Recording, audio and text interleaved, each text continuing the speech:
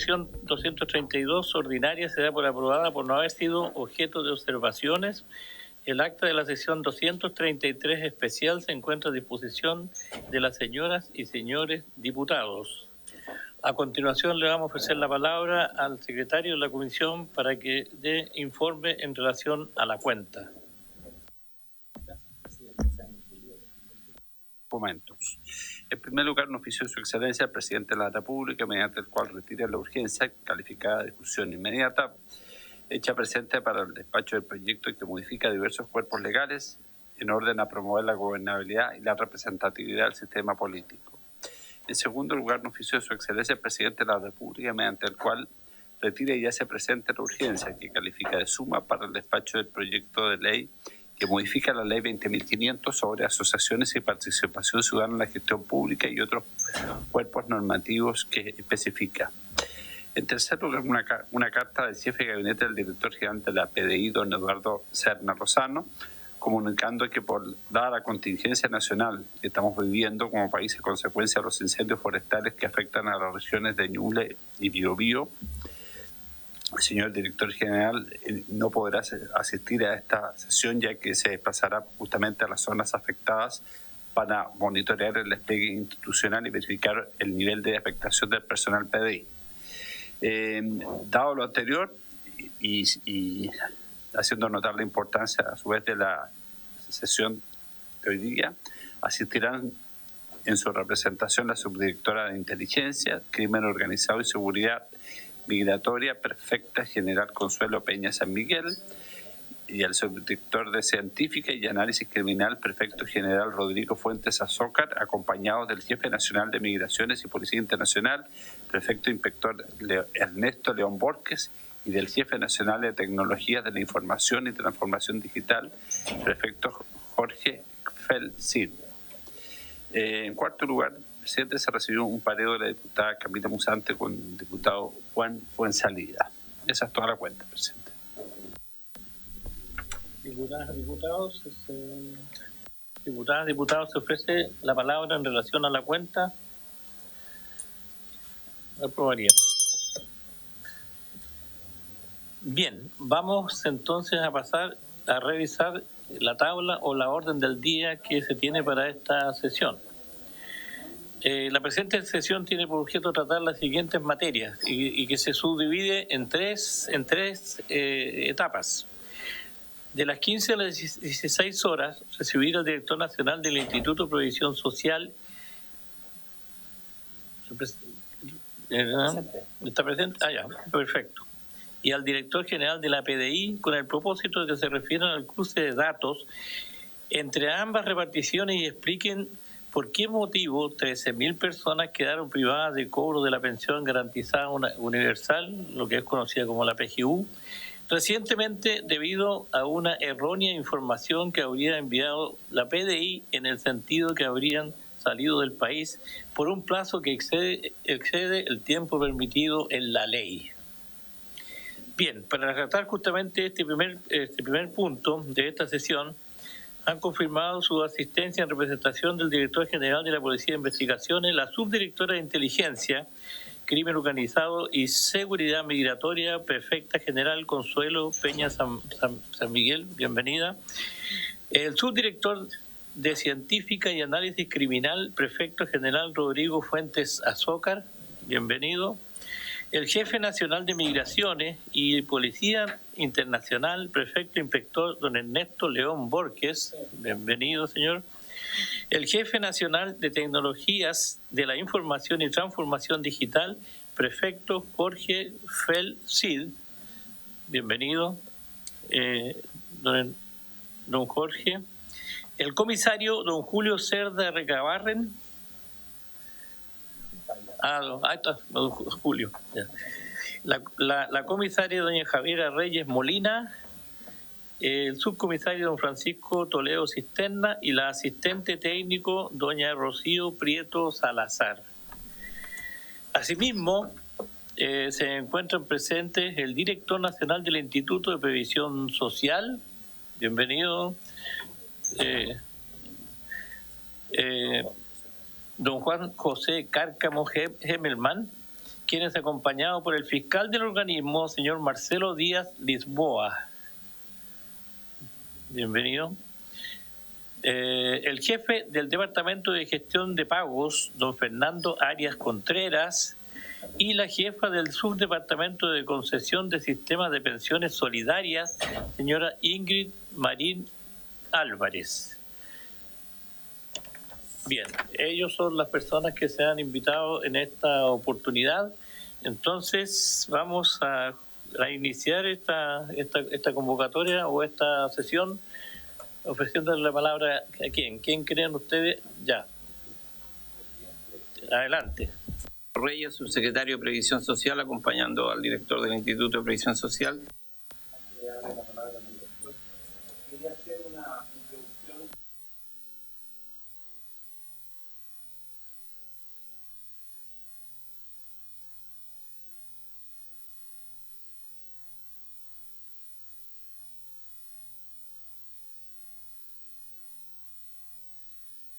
Para acceder a la pensión garantizada universal y en caso de incumplimiento de esas condiciones llevan a su extinción.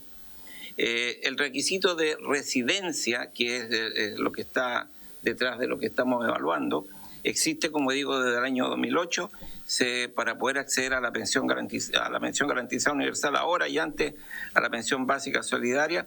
Se requieren 20 años de residencia en el país, de los cuales en los últimos 5 deben ser continuos. Estos 20 años pueden ser continuos y discontinuos, y se pierde esta condición cuando se está ausente 180 o más días fuera, dentro de un año, que también pueden ser continuos o discontinuos. Y solo se puede recuperar esta condición de poder acceder a la PGU cuando se haya regresado al país y se haya permanecido en el país 270 días o más.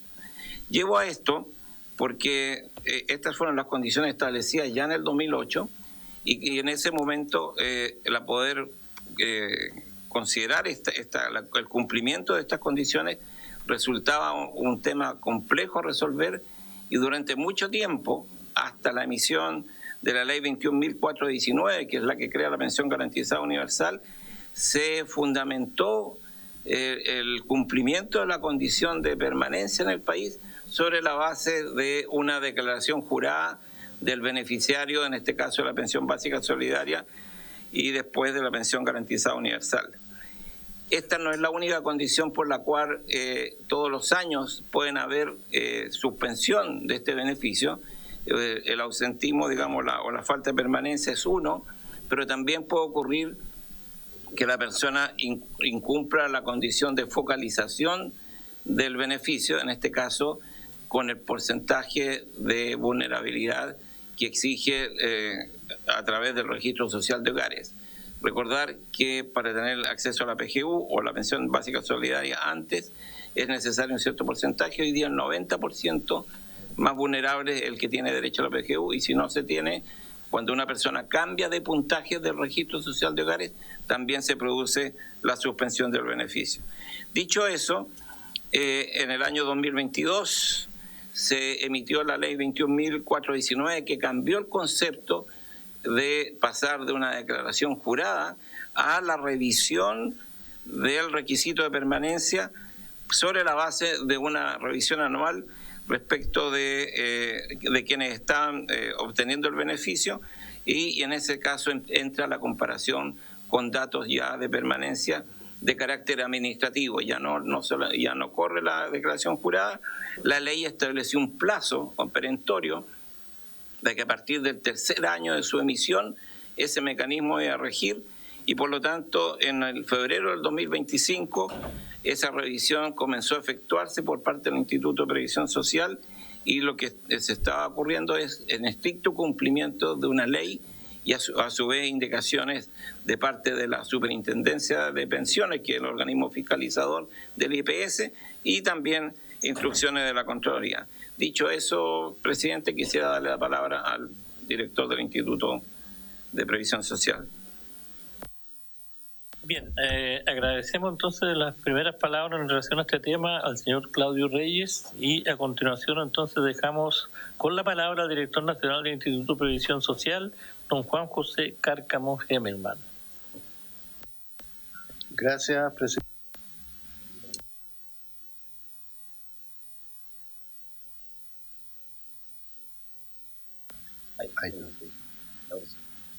Buenas tardes, saludarlo, presidente, por su intermedio también saludar a todos los honorables diputados y diputadas de esta comisión, también saludar a las autoridades y jefes de servicio que nos acompañan, y vamos a dar a conocer la situación que nos convoca.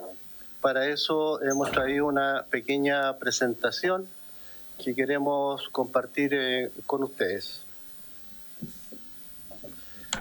Un poco de contexto, el Instituto de Previsión Social, como ustedes saben, es un servicio que depende del Ministerio del Trabajo y Previsión Social, se relaciona preferentemente a través de la Subsecretaría de Previsión Social. A nosotros nos corresponde administrar, esto es conceder y pagar diversos beneficios sociales y previsionales que son muy relevantes para la ciudadanía. Además, nos corresponde también recaudar y cobrar cotizaciones previsionales, y administramos la red de atención o el front office que se llama Chile Atiende, que entrega orientación y acceso a más de 2.500 beneficios distintos que corresponden a distintas instituciones del Estado. Eso es lo que hacemos nosotros en general. Luego, desde el punto de vista de los ejes estratégicos institucionales, nosotros nos dedicamos fundamentalmente, como ya señalaba, a la concesión y mantención de beneficios previsionales y de seguridad social. Aquí estamos hablando de 750.000 beneficios que se conceden anualmente. Por otro lado, somos responsables de pagos masivos de beneficios, de distintos beneficios sociales. En la actualidad nosotros ya estamos superando los 4 millones de pagos de beneficios mensuales. Hasta hace poco estábamos en 3.600.000, 3.800.000 y ahora justamente a través de la reforma previsional hemos superado los 4 millones de pagos mensuales, en lo que incluye 2,2 millones de pagos de la pensión garantizada universal, que es lo que estamos pagando actualmente. Por otro lado, recaudamos cotizaciones previsionales y también gestionamos deudas previsionales. Nosotros anualmente estamos recaudando 11.000 millones correspondientes a personas que siguen cotizando en alguna caja de previsión, y a partir de agosto del año pasado estamos recaudando el 0,9% del Seguro Social, que corresponde a 70.000 millones aproximadamente de recaudación mensual. Y en lo que respecta a lo que es atención ciudadana, este es uno de los servicios que mayor cantidad de interacciones tiene con la ciudadanía. Estamos hablando de sobre 230 millones de interacciones anuales con los ciudadanos, 5,5 millones de atenciones en el canal presencial, en las 202 sucursales que tenemos, 3,2 millones de atenciones en los canales remotos, preferentemente en el call center, que es el 101, que es como el call center del Estado. También tenemos una sucursal virtual y también atendemos redes sociales. Respecto a la administración del Seguro Social, es un rol que es nuevo, que le corresponde al Instituto a través de la reforma previsional. Esto ya es una realidad. Nosotros en septiembre logramos pagar más de 740.000 beneficios que se incrementaron su monto. También estamos recaudando, a la fecha llevamos 287.000 millones recaudados por efectos de este seguro, y justamente este mes estamos pagando los dos beneficios fundamentales de la reforma, que tiene que ver con el beneficio por años cotizados y el beneficio por compensación por expectativa de vida, lo que favorece a 1.372.000 personas, y al día de hoy justamente estamos completando ya el 90% de todos esos pagos. Esto lo quería señalar, presidente, para dimensionar un poco la envergadura de la labor que le corresponde a esta institución. Ahora bien, entrando un poco al tema que nos convoca, contarles cómo ha sido la evolución de la PGU, que es un beneficio también de amplia cobertura, que partió el año 2022. Recordemos que esto se publicó en enero del 2022 y ya entró en régimen en febrero, o sea, tuvimos un mes para echarlo a andar, fue bastante rápido. Partimos ahí con una cantidad de beneficiarios de 1.700.000 aproximadamente, y en la actualidad ya estamos llegando a 2.244.000 beneficiarios. Contarles brevemente cómo se hace el proceso de solicitud. Hay distintos canales de solicitud. La persona, cuando cumple 65 años, que es el primer requisito que hay que tener para la PGU, y además tiene el otro requisito de pertenecer al 90% de la población de más bajo ingreso, como señalaba el subsecretario, tener la residencia 20 años o 4 de los últimos 5 también, y no tener una pensión propia o autofinanciada que supere el 1.252.000 pesos. Teniendo esos requisitos, la persona puede solicitar este beneficio preferentemente a través de la página web de Chile Atiende, pero también lo puede hacer a través de las municipalidades que están en convenio, lo puede hacer a través de la AFP, a través de las compañías de seguro y también, por supuesto, a través de la red Chile Atiende. Hay distintos canales de cómo solicitar este beneficio. Una vez que la persona solicita este beneficio, esta información es procesada por la División Beneficios del Instituto de Previsión Social y para eso tiene que ir a consultar distintas fuentes de información. Tiene que ir a consultar a la Superintendencia de Pensiones, tiene que ir al Registro Social de Hogares del Ministerio de Desarrollo Social, tiene que ir al Registro Civil y también a Impuestos Internos para información respecto de los ingresos de las personas. Y también, en algunos casos, a la PDI, sobre todo, no tanto en la concesión, como señalaba el subsecretario, porque hasta ahora hemos estado con todavía es válido y se acepta para el caso de la solicitud el tema de la declaración jurada. Luego viene todo el proceso de la concesión. Esto se aplica a reglas de negocio, se le determina un puntaje de focalización previsional que se llama PFP, y si la persona no supera los 5.000 puntos, le corresponde entonces la PGU y se concede. Luego pasa a pago. Para eso nosotros tenemos una red de pago que preferentemente hoy día estamos pagando a través de sistemas electrónicos, transferencia electrónica. El 80% de todos nuestros beneficiarios reciben vía transferencia sus pagos y solo el 20% lo hace de manera presencial. Para eso tenemos 2 proveedores, fundamentalmente el Banco Estado y también la Caja de Compensación Los Héroes. Este proceso es relativamente rápido, en 30 días ya se concede la pensión y en los días siguientes se paga, por lo tanto es rápido. También la PGU se puede solicitar 3 meses antes de cumplir la edad, de manera que la persona cuando cumpla los 65 pueda tener el beneficio. Aquí resaltar de que hay un área de mantención y eso es lo que nos convoca para este efecto, dado que una vez que se paga, también hay que hacer revisión periódica si la persona sigue cumpliendo los requisitos para este beneficio. Entonces hay un proceso de revisión que la ley establece, la propia ley 21.419, también está el reglamento, que es el número 52, y está la norma de carácter general, que es la 319.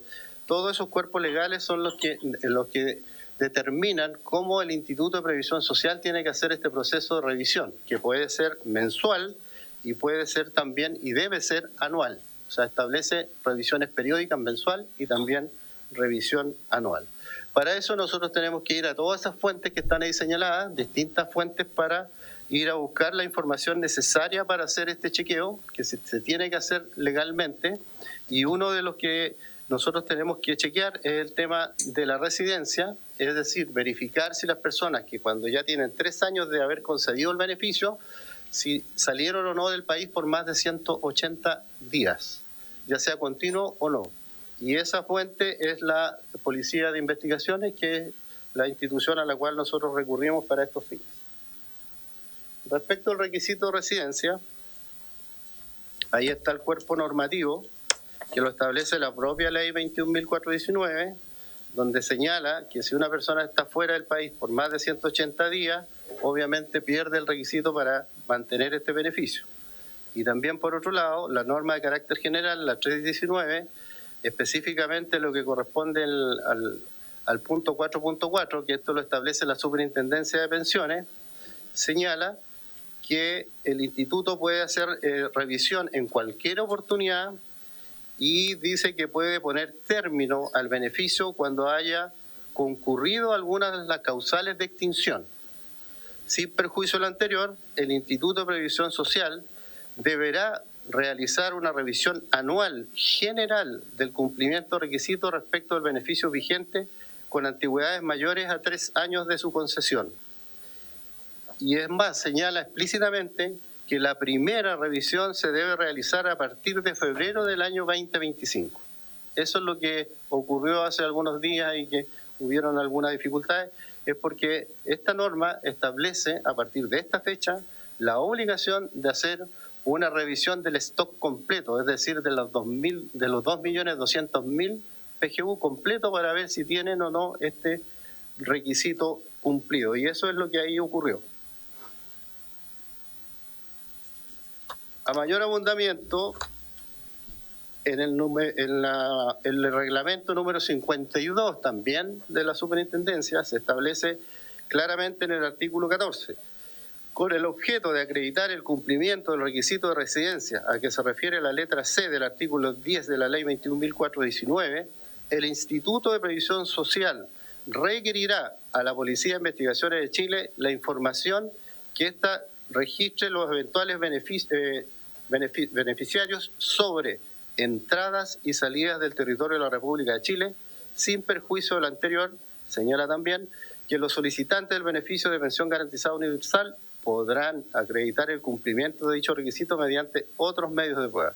O sea, en el fondo, dice que el instituto tiene la obligación de recurrir a la Policía de Investigaciones para saber entradas y salidas de los beneficiarios y establece también un mecanismo de reclamación. Es decir, si el usuario no está conforme con esta información, puede demostrar de que no ha salido o que sí regresó o tiene una salida pero ya regresó al país. Para eso hay un convenio con la Policía de Investigaciones que está vigente desde el año 2020.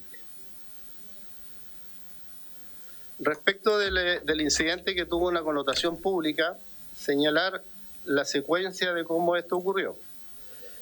Como señalé anteriormente, dado que estábamos nosotros obligados a dar cumplimiento a la normativa vigente, tanto establecida por la ley 21.419, como también el artículo 14 del Reglamento General 52 y la norma de carácter general 319, nosotros en enero del 2025 le tuvimos que pedir a la PDI, le enviamos toda la base de datos de los 2.200.000 beneficiarios para que nos informe si esas personas tenían registro de salida por más de 180 días en el año 2024. Porque esa es la primera vez que nos correspondía hacer. Posterior a eso, la PDI nos informó que estaba preparando la información y ahí, bueno, ellos van a seguramente a contar la parte, yo no puedo ser infidente, pero sé que ahí también tuvieron un tema con las licencias médicas y otros temas y finalmente en el mes de agosto instalamos incluso una mesa bipartita para poder colaborar y ayudar a que esto se produzca, porque teníamos obviamente, los organismos fiscalizadores estaban muy pendientes de que esta normativa se cumpla y en noviembre nos llegó la información respecto de las personas que aparentemente estarían incumpliendo esto. Por lo tanto, en diciembre rápidamente informamos nosotros a la superintendencia que teníamos esta nómina y empezamos la notificación. No son 13.000 casos, como salió en la prensa. Algún medio de prensa instaló que eran 13.000 y muchas personas repitieron eso y no. De PGU son 7.293 casos. Eso es lo real, que se les envió carta de notificación, señalando que aparentemente no estaban cumpliendo este requisito, que habían salido del país y se les daba también la oportunidad de demostrar lo contrario. Dado también luego que recibimos reclamos formales, nosotros recibimos 78 casos de reclamo, eso es lo formal. De los 7.000 notificados, 78 reclamaron diciendo que había un problema, que ellos no habían salido del país, etcétera, y también obviamente por todo lo que vimos en los medios de comunicación, claramente nos dimos cuenta que había un porcentaje que probablemente hay un error y que son personas que no han salido del país, y lo que hicimos inmediatamente es reversar la medida. Por lo tanto, nos pusimos en conversaciones con la superintendencia, porque nosotros dependemos de ese organismo fiscalizador, pedimos las autorizaciones formales y también hicimos una reunión de urgencia para lograr la autorización para reversar la situación, y en 2 días dejamos inmediatamente sin aplicar esta carta. Le notificamos a cada uno de estas 7.000 personas de que la carta, hagan caso omiso a la carta, que ya no seguía ese proceso, y reactivamos el pago, y dentro de la misma semana, el día viernes de la semana pasada, le pagamos a todos estos 7.000 beneficiarios su PGU. Por lo tanto, dejamos en pausa esta medida que corresponde hacer reglamentariamente, pero dado que obviamente se visualizaban dificultades, nosotros el bien principal a cuidar son a las personas y no podemos privar de un beneficio a alguien que no tiene falta, digamos, o que tiene todos los requisitos para el beneficio. Por lo tanto, eso fue lo que primó y eso fue lo que se hizo en un tiempo bastante rápido, muy récord. Quiero señalar también que las causas de extinción no son solo el tema de residencia, hay 25 causas distintas de extinción y que la extinción es habitual, o sea, nosotros hay alrededor de más de 37.000 casos al año que no se le otorga el beneficio o que se le extingue por distintas razones. Esto no es algo excepcional, es algo que se tiene que hacer y se hace. Es parte del proceso. Por lo tanto, los resultados fue que dejamos rápidamente sin efecto esta medida, habilitamos inmediatamente los pagos, el día 16 pagamos a todos, a pesar de que los que no se le había pagado, de los 7.000 notificados, eran 1.200. Por lo tanto, del 19 en adelante le correspondía todo el resto y en definitiva le adelantamos a todo el pago el 16. O sea, y quedó resuelto eso. Se notificó a cada una de las personas de esta situación y estamos ahora trabajando en conjunto con la superintendencia y también vamos a reactivar una mesa con la Policía de Investigaciones para poder tener un nuevo procedimiento. Vamos a establecer un nuevo procedimiento, digamos, para la verificación de la residencia para evitar que este tipo de situaciones vuelvan a ocurrir. Entonces, los aspectos a considerar en este nuevo procedimiento es que la Policía de Investigaciones va a hacer un doble chequeo sobre esta situación, pero además vamos a pedir la autorización a la superintendencia para que nos permita chequear con otras bases de datos. Por ejemplo, si nos dicen que una persona estuvo ausente todo el segundo semestre del año pasado, si yo tengo eso, yo puedo chequear si esa persona fue, por ejemplo, a ser atendido en algún CEFAM o algún centro de salud. Si la persona fue a ser atendido durante ese periodo es porque hay un error en la información, o sea, la persona estaba en el país. Si la persona, por ejemplo, votó en alguna elección, también. Si fue a buscar una atención presencial en alguna sucursal de Chile Atiende, también. Entonces, vamos a rechequear con otras fuentes de manera de hacer mucho más, digamos, eficiente este proceso. Y por otro lado, la idea también es dar más plazo a las personas para que puedan también apelar a esta medida y no notificar y cesar, porque uno notifica un mes y cesa al siguiente. Eso es lo que establece la ley hoy día, la normativa. La idea es notificar y dar al menos 3 meses para que la persona pueda comprobar si esa situación es real o no es real. Y también extender los plazos para hacer esta medida. Es decir, que el mes 1 debería ser cuando nosotros recibimos la información de la PDI. A partir de ahí empieza el proceso, no antes, porque como ocurrió esta vez, la información nos llegó en noviembre y como teníamos que cumplir esta normativa dentro del 2025, se tuvo que hacer rápidamente en diciembre. Entonces, para evitar ese tipo de situación, es alargar el proceso. En definitiva, nosotros estamos muy comprometidos a que esto se cumpla la normativa, pero que se haga de buena forma y siempre pensando en el bienestar de las personas, cautelando que no tengan dificultades, pensando además que es un grupo etario de 65 años y más, muchas personas con problemas de salud y otras situaciones, y por lo tanto creemos y estamos comprometidos que este tipo de situaciones no se pueden volver a repetir, y en ese sentido apenas detectamos la situación, actuamos rápidamente para evitar cualquier situación incómoda para los beneficiarios de la pensión garantizada universal. Es lo que quería compartir, presidente. Muy bien, muchas gracias, don Juan José Cárcamo. Diputadas, diputados, ¿les parece que dejemos a continuación, ¿no es cierto?, como nos conozcamos también, por supuesto, la versión de la PDI, que también es importante, y para hacernos también tener una visión un poco más global de lo que aconteció y después ofrecer la palabra para las consultas que sean necesarias. Así que, si es así, vamos a ofrecer la palabra entonces a la prefecta general Consuelo Peña San Miguel. Usted tiene la palabra.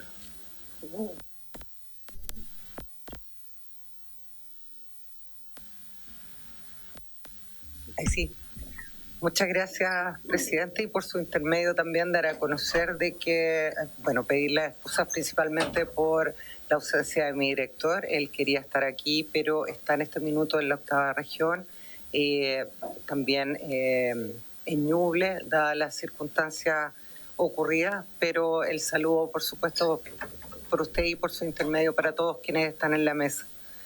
Dar a conocer que efectivamente, como se señaló, a contar del 10 de marzo del año 2020 hay un convenio que está suscrito entre la PDI con el Instituto de Previsión Social, con la intención de colaborar y entregar los datos que son requeridos para ser chequeados por esa institución.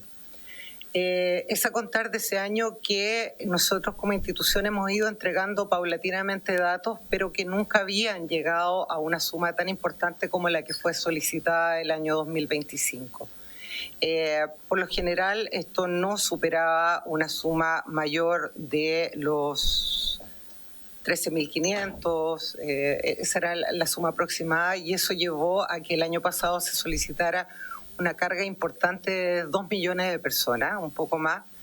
Eso traducido a los registros de viajes son superiores a 11 millones de movimientos migratorios que estaban registrados. Ahora bien, nosotros tenemos claro de que todo sistema de registro de información puede tener el margen de error. Por lo mismo, ante las solicitudes anteriores, nosotros tenemos un protocolo que es de un doble chequeo de esa información. Pero en el caso de esta carga importante, nosotros con ese protocolo establecido no lo pudimos detectar. Y eso fue precisamente porque el número de error que hasta el minuto se ha señalado no alcanza el 1% de los registros que nosotros entregamos.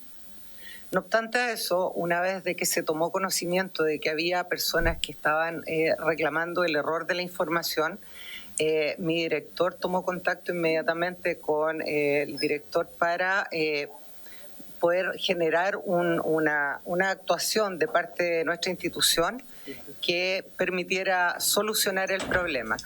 Es así que a contar de esa fecha se asignaron varias tareas dentro de los registros nuestros, principalmente intervenciones técnicas, depuración de la información, para que ese dato fuera certero y preciso, teniendo en consideración, por supuesto, de que estamos hablando de personas. Me parece que es importante para conocimiento de la mesa, por su intermedio, presidente, de que nosotros hemos detectado de que el paso fronterizo, puntualmente de Libertadores, cuenta con un sistema integrado de información. Ese sistema integrado señala de que uno de los controles es realizado íntegramente por personal de Argentina y sistemas migratorios que son de Argentina y son entregados a la institución a través de migración de datos. Esa migración de datos no es inmediata. Y eso tiene que ver con que los sistemas que ellos tienen con los nuestros no tienen los mismos parámetros. Lo que nos ha llevado a nosotros ahora a generar también, esto tiene que ver con una iniciativa institucional, de generar un programa, un sistema de control migratorio que nos permita tener un acceso más rápido y oportuno de la información. Ahora, si bien nosotros hemos detectado que esa migración que nos llega del sistema migratorio de Argentina nos genera un margen de error, a nosotros también los protocolos que teníamos integrados nos permitían ir detectando primariamente y dándole solución. Pero como explico a la mesa por su intermedio, presidente, esta carga masiva de datos de 11 millones de movimientos migratorios nos genera un margen de error que no es, para nosotros es importante poder solucionarlo, darle una solución, y por eso, como les señalo, se han integrado estas mesas de trabajo, no solo con el instituto, sino que con todos los usuarios que nos solicitan movimientos migratorios. Dar a conocer también de que la Jefatura Nacional de Migraciones, cuyo jefe nacional está presente, ordenó también la constitución de personal que está exclusivamente para poder chequear uno a uno los requerimientos que se hagan, no solamente señalados respecto de esta situación en puntual, sino que también de los requerimientos que se realicen de otras instituciones y de personas naturales que así lo estimen, que están chequeando uno a uno los movimientos migratorios de las personas. Eso, señor presidente. Muchas gracias. Ofrezco la palabra a diputados, diputadas que tienen dudas de las exposiciones presentadas. Sí, diputado Mesa, tiene la palabra. Gracias, presidente. Bueno, primero agradecer a los expositores. Me quedó una duda sobre lo que habló el director del IPS, porque si es que a un adulto mayor le llegó una de estas cartas certificadas, ¿cierto? ¿Cuál es se nos dice que ellos son los que tienen que reclamar en el fondo de sí estar cumpliendo con el requisito para mantener el beneficio? ¿Cuál es el procedimiento para que puedan hacer esa reclamación? Porque nos dice que los plazos, evidentemente habría que hacer alguna modificación en los plazos. Entonces, si nos puede explicar con más detalle cuáles son esos plazos, ante qué autoridad y de qué forma se entrega ese reclamo. Esa es la primera pregunta. Lo segundo, presidente, respecto de lo que señala la PDI, me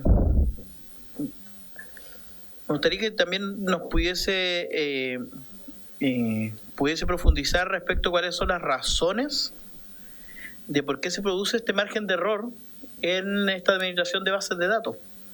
Porque uno entiende que hay margen de error, o sea, eso hasta cierto punto estadísticamente es imposible que no exista, pero todo depende del prisma o la perspectiva que uno lo mira, porque si uno dice ya son 11 millones de movimientos migratorios, 13.000 o casi 9.000 según nos aclara acá el IPS, representa el 0,00, pero si después me voy y digo, en realidad no informaron los 11 millones, informaron solo los que tienen beneficio de PGU. Entonces ese margen de error ya no es 0,00 algo, sino que es un poco mayor. Y nuevamente, ¿hasta qué punto ese margen de error no está presente entonces en otras actuaciones que la PDI puede hacer respecto de administración de bases de datos? Porque es una duda que queda en el aire. Entonces, nuestro sistema de administración de información por parte de la policía encargada de la investigación profunda de los delitos, y sobre todo considerando la situación del crimen en nuestro país el día de hoy, es preocupante escuchar que hay un margen de error de esa magnitud en la administración de bases de datos. A mí me queda esa duda. Y no lo digo, ojo, presidente, no lo digo con un afán de acusar de alguna manera a la PDI, sino que quizás demostrar, de evidenciar una falta de recursos, que puede que por ahí tengamos una respuesta, y esos recursos pueden ser recursos económicos o pueden ser recursos humanos. Lo voy a llevar para ejemplificar a la situación de la Contraloría, un proyecto que en un rato más vamos a tener que empezar o vamos a tener que continuar votando respecto de la ampliación de las facultades de la Contraloría General de la República. Pero cada vez que viene la Contraloría, la actual Contralora y el anterior Contralor, lo que más le pedían al Congreso y al Ejecutivo era recursos humanos y recursos financieros para poder ejecutar su operación. Porque a veces el conocimiento y las ganas están, pero los recursos no alcanzan. Acá hemos tenido funcionarios de otras divisiones, de otras reparticiones de gobierno que nos dicen, tenemos computadores con licencias que no se actualizan hace 10 años. Entonces, claro, le pasamos un computador de la época prehistórica y les pedimos resultados actuales. Si es que no, por lo tanto, presidente, para resumir la pregunta y ser súper concreto, ¿a qué se puede atribuir este margen de error que se genere y que terminó en esta información errada que se le entrega al IPS? Muchas gracias. Diputado Mesa, tiene la palabra el diputado Berger. Gracias, señor presidente. Presidente, por su intermedio, hacerle la consulta al director del Instituto de Previsión Social. Respecto de la primera revisión del 1 de febrero, ¿cuál es el número que recibieron desde la PDI este año ¿Cuándo será la revisión y para posterior notificación a quienes se les podría o debiese extinguir el beneficio? Y ahora también, ¿qué ocurrirá con las personas que recibieron estos beneficios pese a ser notificadas y después es ratificado los 180 días? ¿Tendrán que devolver este beneficio, estos montos que fueron percibidos? Y una consulta para la prefecta también, ¿no es cierto?, que en este caso representa a la institución de investigaciones. Si nos puede contar respecto a la información que usted maneja como servicio, si tiene a la mano el número de personas que durante el 2024 salieron del país por más de 180 días. No sé si eso lo informó, pero aparentemente yo no lo capturé. Eso, presidente, gracias. Gracias, diputado Berger. A mí me gustaría preguntar las medidas que se tomarán para que esto no se vuelva a repetir. O sea, ¿cómo vamos a prevenir que esto no se vuelva a repetir, estos errores de información, lo que está pasando en el Paso Libertadores que nos explicaba?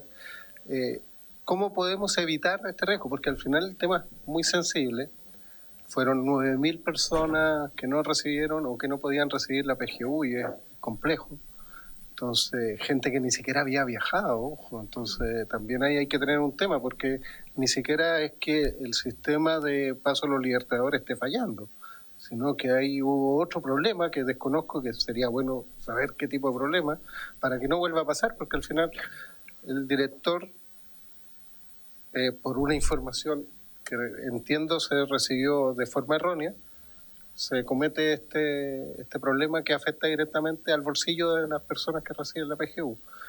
Entonces mi pregunta es, ¿cómo vamos a evitar, cómo la PDI va a chequear esta información previamente, si va a haber un doble chequeo, si va a hacer algo en ese sentido, para no afectar al bolsillo de las personas? Eso. Tiene la palabra la directora de la PDI, la subprefecta, directora.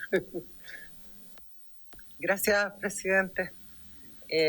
Bueno, voy a responder primero a su pregunta, presidente, que tiene que ver con las medidas que se tomarán, pero creo que en el contexto de la respuesta voy a tratar de abordar también las preguntas de los diputados.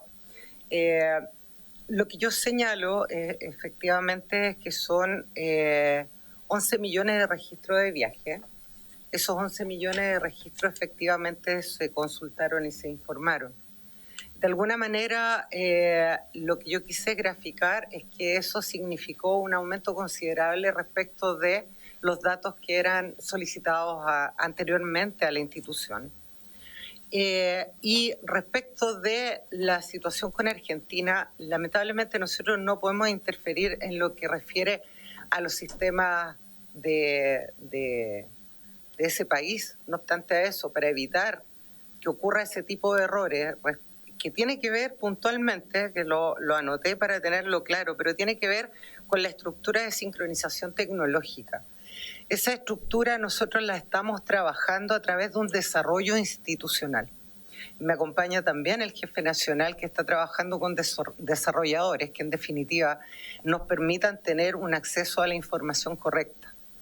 Nosotros como institución, antes de entregar una información, lo que hacemos es chequear a través de no solo los sistemas nuestros, sino que también en consulta con Gendarmería Argentina respecto de los registros de ellos. Nosotros tenemos una muy buena comunicación con ellos, entonces cuando hablamos de márgenes de error muy pequeños, efectivamente hablamos de un 0,0, que es lo que hacía mención el diputado. Son márgenes muy bajos. Cuando las consultas son menos, en una cantidad menor, a nosotros nos permite hacer la revisión 1 a 1. En este caso, al tratarse una carga masiva, una descarga masiva de información, no nos permitió hacer el 1 a 1, pero sí tener en consideración la posibilidad de que pudiese haber un margen de error. Por eso es que se tiene esta comunicación de parte de nuestro director inmediatamente y disponibilizando todos los equipos nuestros. Nosotros ya tenemos una fecha para la puesta en marcha de este sistema que se está generando a través de los desarrolladores de la PDI. que partiría en marzo, con algunos pasos fronterizos, y lo que pretendemos nosotros evidentemente es llegar a un registro de un error cero, principalmente pensando en quiénes son los usuarios de nuestros datos. Gracias. No sé si los diputados o diputadas tienen preguntas. Sí, le doy la palabra, perdón.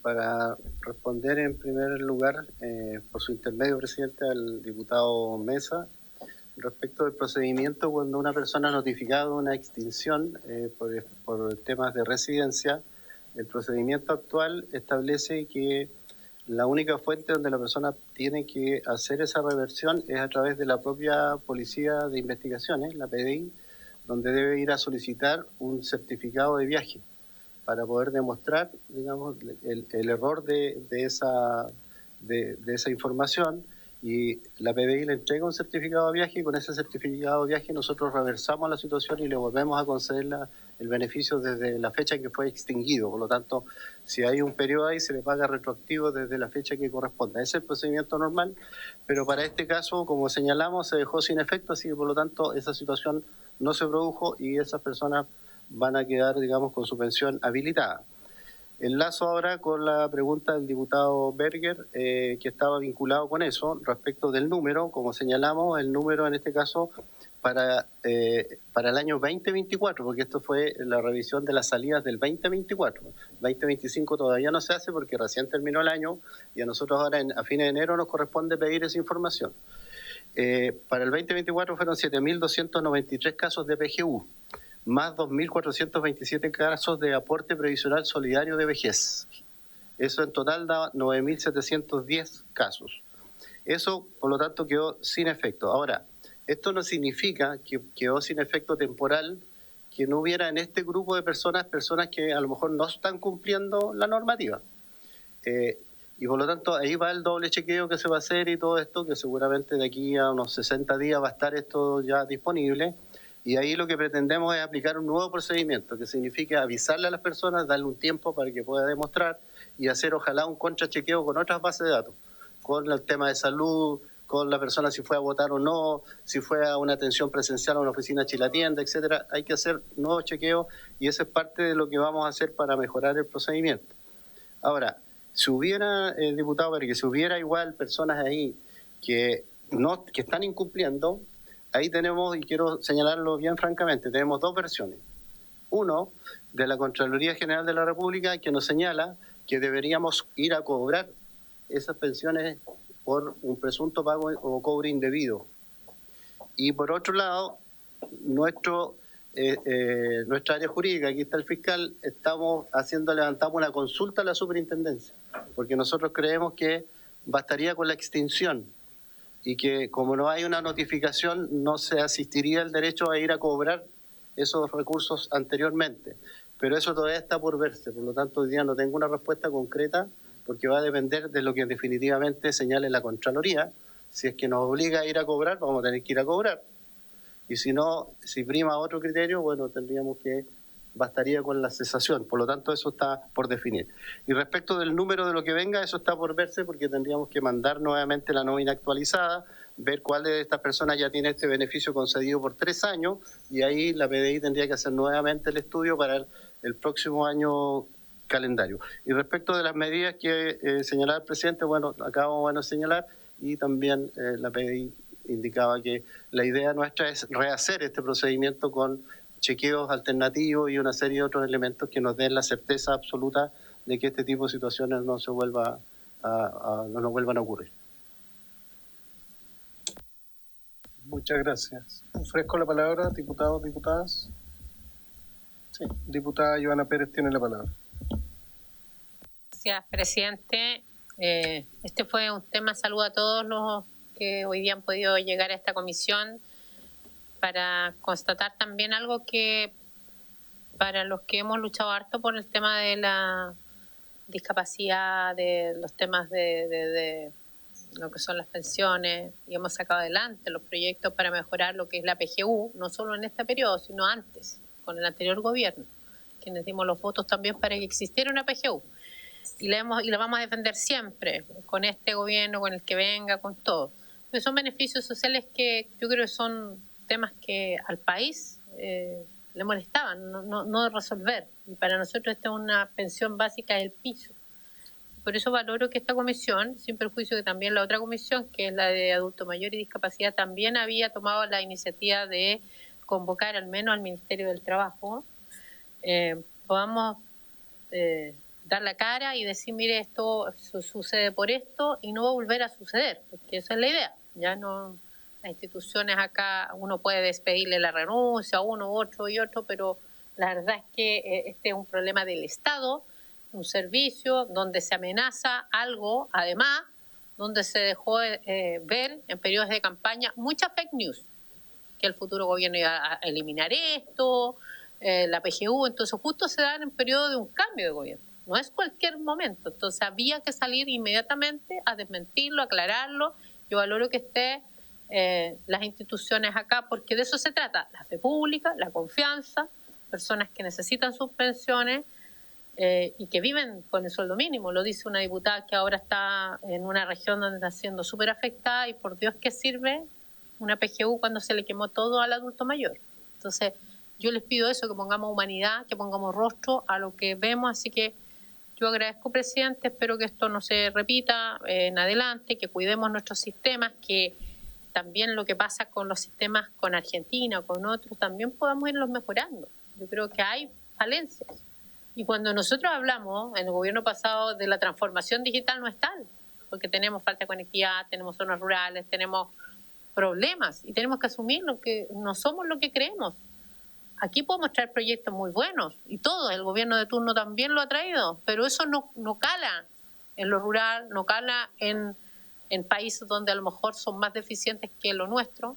Entonces yo eso me llevo como entendiendo que estamos cambiando también de comisión, de periodo, de proceso, un gran desafío para el nuevo Congreso y para el nuevo gobierno. Así que muchas gracias a todos, a la PDI, que siempre hace su mejor esfuerzo en todo espacio, que está dando la cara en su plan aquí. Quizás no está nuestro director, pero está usted, que lo conocemos. Así que muchas gracias, presidente, y quedo conforme, pero vamos a seguir vigilantes, ¿ya? Porque esto no se puede dar ni en pensiones, ni en las famosas pensiones de gracia, que también he tenido problemas, ni en las de invalidez, ni en ninguna otra. ¿Ya? Muchas gracias. Diputada Joana Pérez. Sí, diputado Berger, tiene la palabra. No, más que nada un comentario, sobre todo a los representantes del IPS. ¿No creen ustedes que en relación a este tipo de pensiones o a estos beneficios, ¿no es cierto?, que reciben cientos y miles de chilenas y chilenos, quizás hay una falta de información, o puede haber sido que los que salieron ignorantemente no sabían que les podía venir este castigo? ¿No creen ustedes que puede haber algo así? Y no sé, pues ahora seguramente ustedes van a tomar distintas acciones, ¿verdad?, para poder proteger, para que esto no se vuelva a repetir. A lo mejor las personas que salieron y que están, digamos, con esta ampolleta amarilla sobre la cabeza esperando le caiga la amenaza, a lo mejor salieron de buena fe y no tenían, ¿no es cierto?, conocimiento de la legalidad, de cómo se regula, ¿no es cierto?, estas leyes. Un comentario. Gracias, diputado. Tiene la palabra el subsecretario. Gracias, presidente. Yo quería hacer solamente un comentario más bien general, saliéndome un poco del caso específico. La verdad es que hay muchas normas que se dictan y se establecen cuerpos del Estado que tienen que fiscalizar, aplicar medidas, hacer, como se dijo en el caso de la 21.419, una revisión general del cumplimiento, etcétera. Pero en el momento en que se dicta esa norma, ya sea ley o eventualmente un reglamento, nunca hay una evaluación a veces de las capacidades de esa institución para hacerlo. Y quiero responsablemente decir también que muchas veces el informe financiero que acompaña ese proyecto de ley no contempla los recursos.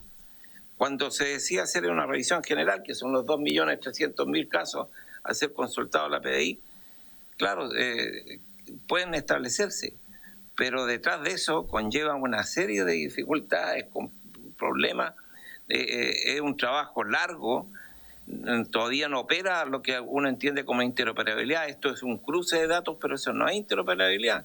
Esto significa trabajo por meses de equipos de funcionarios y consume, por cierto, mucha parte de la labor diaria. Por eso mi recomendación es que quizás cuando se presenten este tipo de proyectos de ley, sea por la iniciativa donde sea, poder constatar que existe esto y que el informe financiero realmente pueda respaldar el reforzamiento de las capacidades de quien deba ejercitarlo. En la Comisión de Futuro del Senado, hoy en día se está discutiendo una ley de gobernanza de datos, que espero llegue en algún momento a esta honorable Cámara. Creo que ahí hay un cuerpo legal muy importante porque entra a corregir alguna serie de dificultades que se expresan cuando tenemos que enfrentar este tipo de situaciones. No basta con digamos, capturar datos. Además, los sistemas tienen que conversar entre ellos. Hay una serie de condiciones tecnológicas para que esto no sea un trabajo extra, sino que sea una cotidianidad desde el punto de vista de la gobernanza de datos. Por lo tanto, mi invitación a poner mucho interés en ese tipo de iniciativas legales. Gracias, presidente. Gracias, subsecretario. Yo creo que nos ha quedado claro la situación. Yo creo que y esperamos en esta comisión que esto no vuelva a pasar por el bien de las instituciones, por el bien del país. Y agradezco también que estén acá, que estén dando la cara. No es una cosa fácil, pero yo creo que eso es lo que fortalece las instituciones, la transparencia. La transparencia y decir sí, a veces se cometen errores. Y lo vamos a mejorar. Así que quedan liberados. Muchas gracias por estar en esta comisión y de verdad muy agradecido a todos los invitados por su exposición. Muchas gracias y vamos a suspender unos minutitos para ver el siguiente punto de la tabla. Se suspende.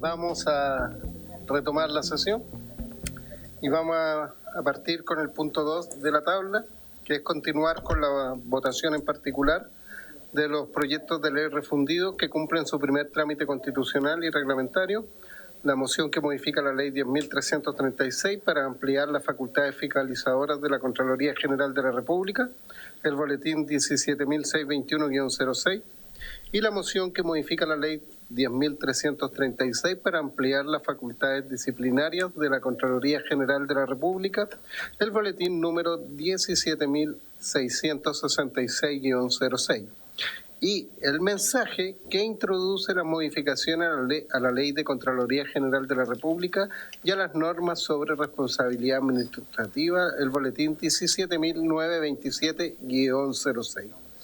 Respecto a este proyecto de ley, está invitada la ministra señora Macarena Lobos, pero me acaba de comunicar que por tema de reajuste está en el Senado y lamentablemente no puede venir, no puede estar acá presente, pero está la señorita o señora, no, señora Valeria Luber. Así que le invito por favor que tome asiento y va a estar en representación del Ejecutivo. Señor secretario, por favor.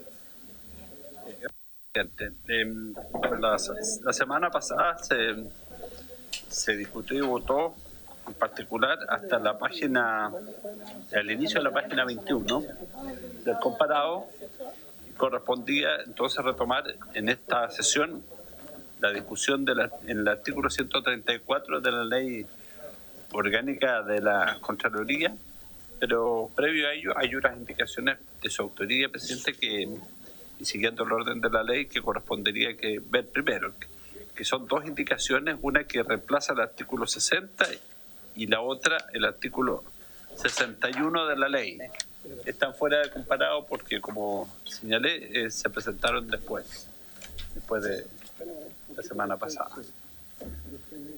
Yo alcancé a leer en la sesión anterior ambas indicaciones, pero prefirieron tomarse un tiempo para leerlas y tomar una decisión informada. Señor secretario, tengo entendido que se está conversando con los asesores de distintos diputados y diputadas. Si la podemos dejar pendiente y pasar, ¿sí? Por favor, porque tengo entendido que están ahí conversando los asesores. Ya, entonces siguen pendientes. Sí, por favor. Sí. Entonces corresponde retomar la discusión en el artículo 134, página 21 del comparado, y en primer lugar las modificaciones propuestas en la moción del diputado Miguel Mellado. La primera es para reemplazar el inciso primero por el siguiente. Los sumarios administrativos serán uno de los medios para establecer hechos sujetos a una investigación y, si estos fueran constitutivos de infracción administrativa, determinar la participación y la responsabilidad consiguiente de los funcionarios involucrados, respetando un racional y justo procedimiento. Respecto al mismo inciso, artículo, el texto del mensaje propone modificar el inciso primero, no reemplazarlo, en los siguientes términos. Cambiar la frase hechos sujetos a una investigación por la responsabilidad administrativa.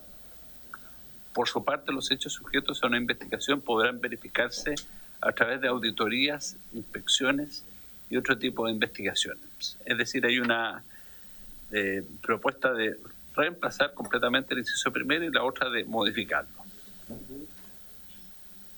Le ofrezco la palabra al Ejecutivo para que dé la... Sí, es la página 21, claro, y 22, si no me equivoco.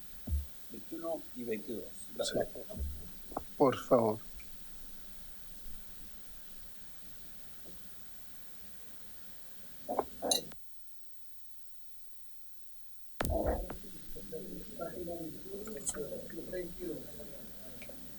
Sí, en este artículo la propuesta del Ejecutivo busca relevar el rol de los sumarios administrativos para fijar hechos, pero también reconocer esta misma función de fijar hechos como hechos ciertos de otras herramientas que utiliza la Contraloría en sus fiscalizaciones.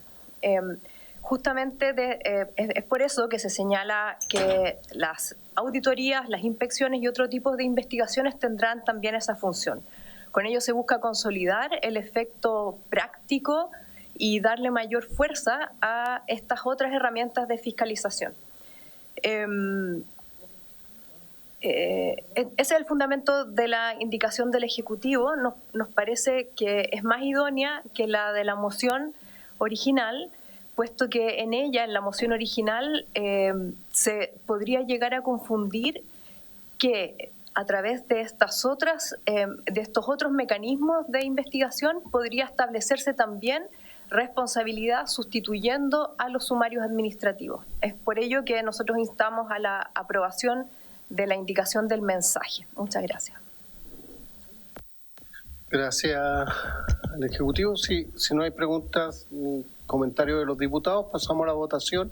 Votaremos el mensaje. El mensaje sí se entiende rechazado por incompatible el texto del diputado Miguel Mellado. Efectivamente. En votación.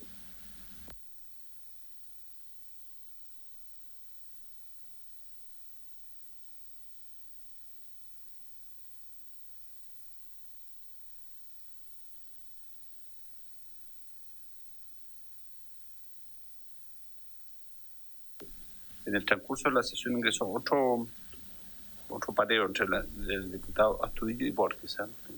No alcancé a dar cuenta porque se presentó durante la... ¿Borges con? Diputada Danisa Astudillo. O sea, tenemos dos. Dos pareos para la votación.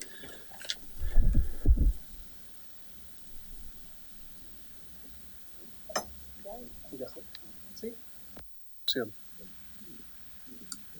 Recuerden que estamos votando el mensaje del Ejecutivo y si esto, la votación va a afectar a las indicaciones de, la primera parte del diputado Mellado. ¿Votaron todos los diputados y diputadas? Se cierra la votación.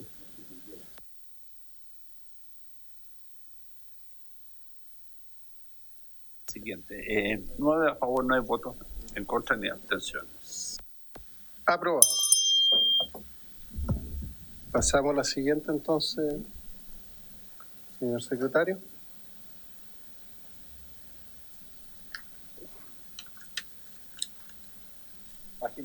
Página 20 del comparado. El texto del diputado Miguel Mellado, la letra B, para agregar el siguiente inciso nuevo al artículo 134. El Contralor General establecerá las normas que regularán el procedimiento de los sumarios que le corresponda efectuar al organismo fiscalizador. Hay una indicación del Ejecutivo que aborda en términos similares esta materia en la página 25.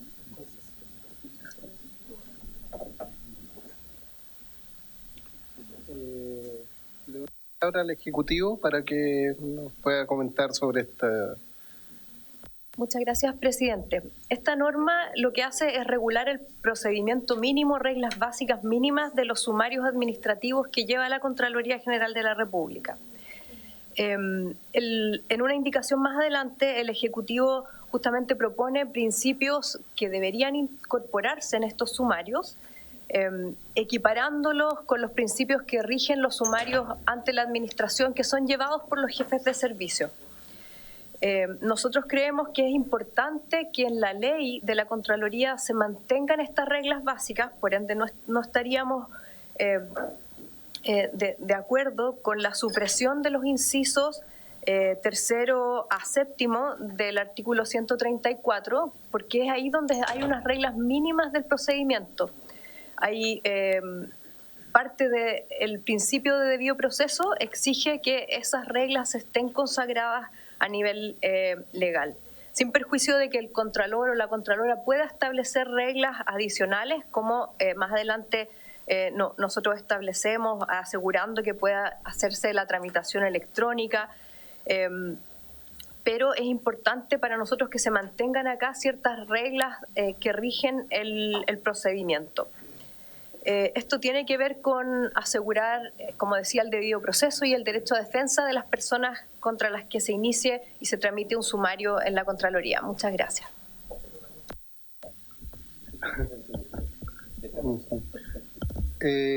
Diputados, diputadas. Sí, diputado Mesa, tiene la palabra. Muchas gracias, presidente. A mí me gustaría hacer esa consulta al Ejecutivo. Me quedan dudas sobre la constitucionalidad de una norma como la que se propone, porque las normas de procedimiento, independiente del que sea, son normas que son materia de ley, no materia de reglamento, ni menos podrían serlo materia de un decreto o una circular o sea cual sea la forma que tome el acto administrativo, según el cual la Contraloría General de la República, en este caso, lo establezca. Entonces, estoy hablando particularmente del artículo 63, número 18 de la Constitución. Dice que son materia de ley las que fijan las bases de procedimiento que rigen los actos de la administración pública. Entonces, y esto tiene una lógica, que sea así, porque que las normas de procedimiento estén establecidas en la ley le da una estabilidad a esa norma de procedimiento. Y mantener normas de procedimiento estables en el tiempo, o que solo pueda ser modificada a través de los procedimientos de modificación de la ley, es una forma de garantizar el debido proceso y garantizar el acceso a la justicia también. Entonces, primero veo que es una norma inconstitucional y creo que es una norma ya en exceso de entrega de atribuciones al órgano contralor, porque al final también va a establecer un proceso que se va a regular a sí mismo y por lo tanto hasta cierto punto podríamos decir que se convierte en juez y parte en este tipo de procedimientos sancionatorios.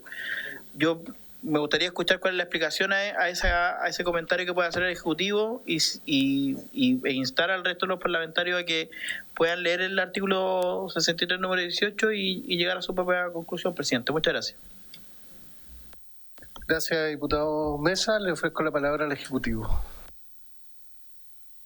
Efectivamente, a nosotros nos parece, tal como al diputado Mesa por su intermedio, presidente, que estas normas básicas de procedimiento deben estar en la ley, más allá de que en el fondo en el mérito uno pudiera discutir alguna de las precisiones del procedimiento en concreto, pero eliminarlas y dejar todo entregado a un reglamento interno es algo que efectivamente podría vulnerar el principio de debido proceso. Por eso nosotros sugerimos el rechazo de esas indicaciones, y la que propone el Ejecutivo es la que viene a continuación, que agrega un inciso final a este mismo artículo que efectivamente reconoce la potestad de la Contraloría para que estos sumarios consten en expedientes electrónicos, que las diligencias se realicen preferentemente en medios electrónicos y o digitales, y reconoce además que la Contraloría pueda establecer por resolución reglas de procedimiento complementarias, es decir, no reemplaza a las normas que estarían en la ley,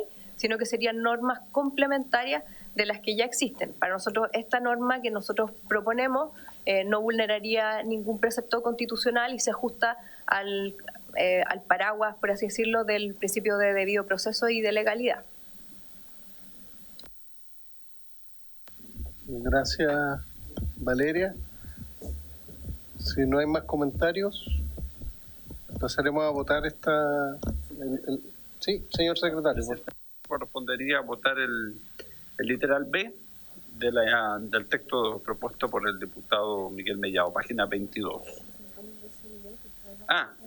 Me sugieren también, que en vista de las explicaciones del Ejecutivo, votar conjuntamente las letras B, C y D del texto del diputado Miguel Mellado. Así es. Sí, sí. Diputado. Ya, ok. Sí, votemos el B, C y D que están en la página 22 y 23. ¿Les parece? El paquete completo. En votación.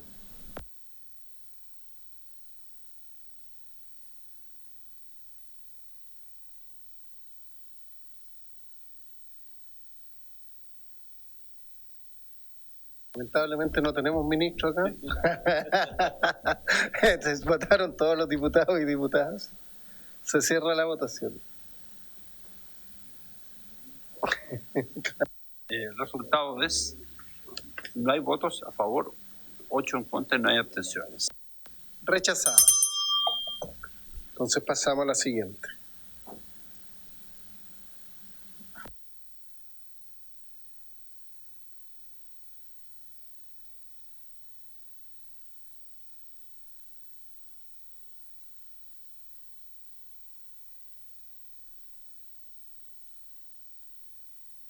Con el texto del mensaje, que agrega los siguientes incisos 8º y 9º al artículo 134. Sin perjuicio de lo anterior, los sumarios administrativos podrán constar en un expediente electrónico. Asimismo, todas las diligencias deberán realizarse preferentemente por medios electrónicos y o digitales. El Contralor General de la República podrá establecer, a través de resolución, reglas de procedimiento complementarias a las establecidas en los incisos precedentes respecto a los sumarios que lleve a cabo. La palabra al Ejecutivo. Como señalé en la intervención anterior, esta norma lo que busca es dar una modernización al procedimiento que lleva la Contraloría, facultando los expedientes electrónicos, poniendo además el principio de preferencia de la digitalización de todas las diligencias en el sumario, y además se faculta a que la Contraloría regule de forma complementaria a lo que se establece en la ley reglas para hacer más expeditos estos sumarios. Diputado Mesa, tiene la palabra. Gracias, presidente. Yo respecto a esta indicación creo que sería conveniente que pudiésemos votar ambos incisos por separado, porque el primer inciso que se propone, ¿cierto?, sobre la digitalización de los procesos, y las diligencias que sean preferentemente por medio electrónico y digitales, a mí me parece que es súper razonable y avanza justamente en la modernización, un pequeño pasito, muy, muy pequeño pero importante en la modernización de estos procedimientos. Pero el inciso siguiente que se propone, a mí sigue teniendo la misma crítica que la indicación que votamos recientemente. O sea, que el Contralor pueda establecer a través de resolución reglas de procedimiento complementarias, me parece que también vulnera el artículo 63, número 18. O sea, ni de forma complementaria, ni de forma subsidiaria, de ninguna manera, ni el Contralor ni ningún órgano de la Administración del Estado puede venir a suplantar, digamos, las facultades que son propias del Congreso Nacional y del Poder Legislativo. Yo lo que le pediría, presidente, si es posible reglamentariamente, que pudiésemos votar por separado ambos incisos, y yo por lo menos insto a los parlamentarios que votaron negativamente la indicación anterior, a que este inciso segundo también mantengamos el mismo criterio y rechacemos este inciso que se nos propone por vulnerar la Constitución. Sí, yo veo el acuerdo, yo creo que hay que votar, o sea, no tengo ningún problema en que votemos los incisos de forma separada. Sí, le pido la opinión al Ejecutivo, tiene la palabra Ejecutivo. Más que referirme a la votación por separado, quisiera fundamentar adicionalmente el inciso final, que entiendo que es el que se está cuestionando. Hoy día la Contraloría, de acuerdo, la Constitución regula de una manera bien amplia cuáles son las atribuciones de la Contraloría, entregando al legislador esa determinación del detalle y de las atribuciones en concreto. Y el artículo 5 de la ley vigente de la Contraloría justamente faculta al Contralor a disponer por medio de resoluciones acerca de los asuntos que son de su competencia, es decir, regular más en detalle las atribuciones que ya están establecidas en la ley. Y de esa manera, considerando además que no se eliminan las normas de procedimiento básicas que estarían en la ley, esta normativa más bien va a facultar la modernización y el hacer más operativos, más eficientes los procedimientos de la Contraloría, por lo que sugeriría que no la rechazaran, porque va a ser una norma que va a permitir la agilidad de los procedimientos. Muchas gracias. En votación, lo vamos a hacer, sí, el inciso octavo, que está en la página 25, en votación.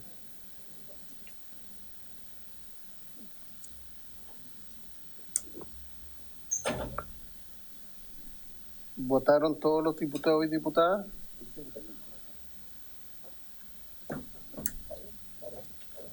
¿Se cierra la votación? ¿Votaron todos los diputados y diputadas? Sí, se cierra la votación. Resultado de la votación: 9 a favor, no hay votos en contra ni abstenciones. Aprobado. Entonces, votemos ahora el siguiente inciso 9. ¿Sí? Diputada Joana Pérez tiene la palabra. Por supuesto. Saludando también al Ejecutivo que nos acompaña. ¿Por qué el Ejecutivo, la ministra no está acá o el ministro? Solo para saber, porque el día de ayer suspendimos una sesión por la emergencia, que es súper válido, pero no es entendible porque tenía tanta premura por el ministro Elizalde del proyecto de la reforma al sistema político. Hoy día no hay ejecutivo, ministro acá, entonces suspendemos toda la semana las comisiones porque usted suspendió porque no podía venir un ministro, entonces hoy día no tenemos una ministra.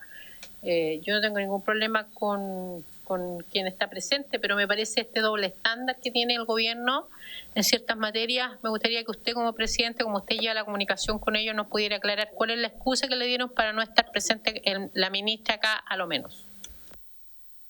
Diputada Joana Pérez, lo expliqué al principio cuando partimos la votación, que la ministra se encuentra y mandó la excusa porque está en el Senado viendo el tema del reajuste y el Ejecutivo está presente con Valeria Luber, sí.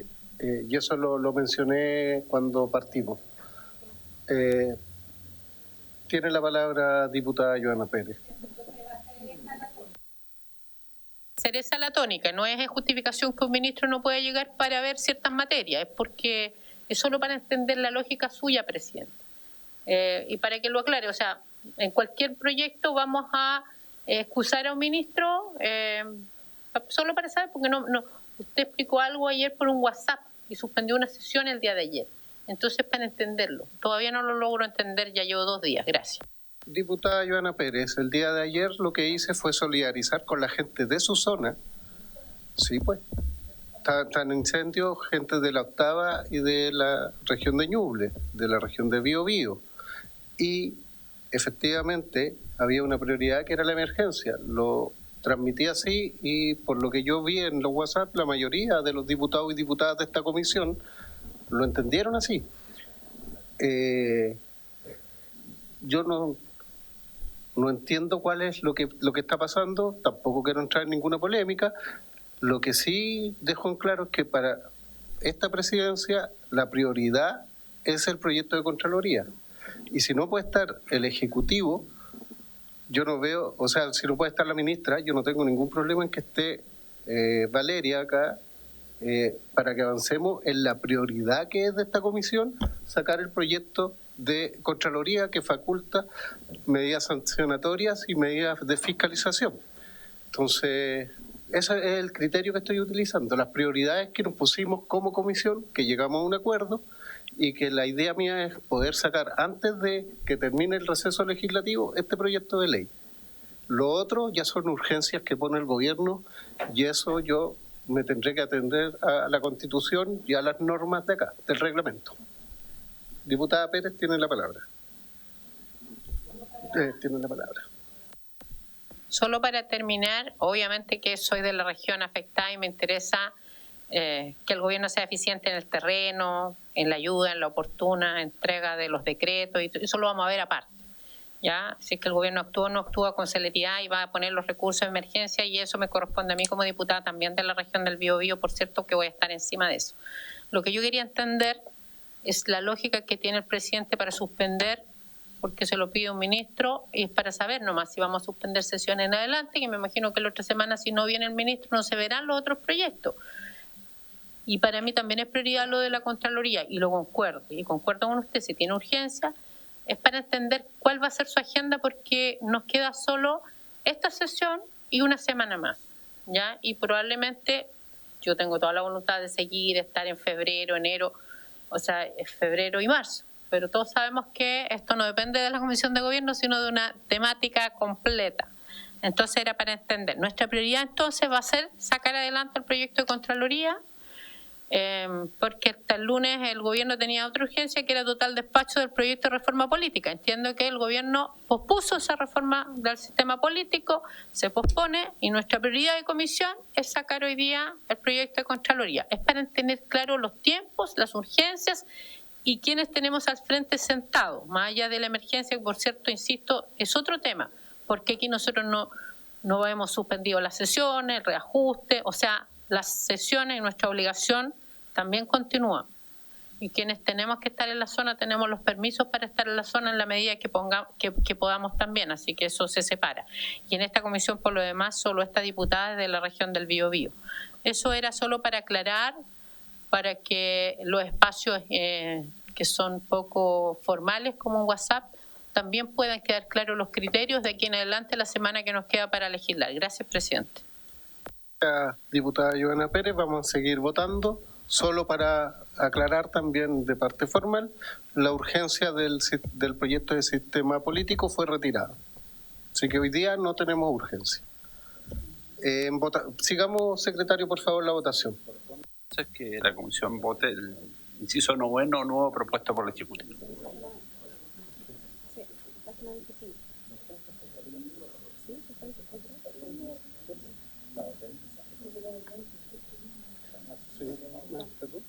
¿En votación? Sí, en votación. En votación. Sí. Del mensaje, sí. ¿Votaron todos los diputados y diputadas? Sí. Se cierra la votación. Resultado: 5 a favor, 4 en contra, no hay abstenciones. Aprobado.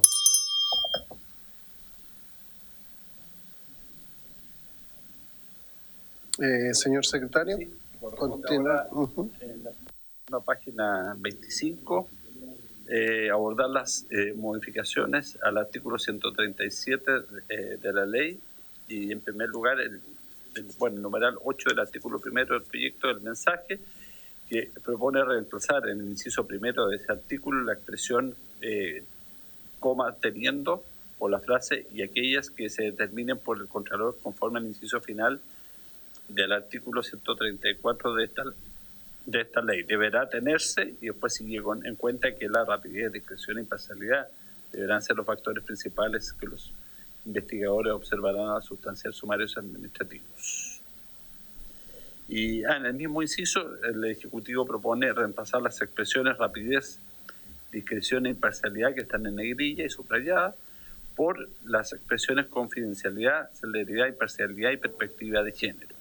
Y sobre este último punto hay una indicación de los diputados señores Juan Fuenzalí y José Carlos Mesa para reemplazar el literal B del Ejecutivo por el siguiente.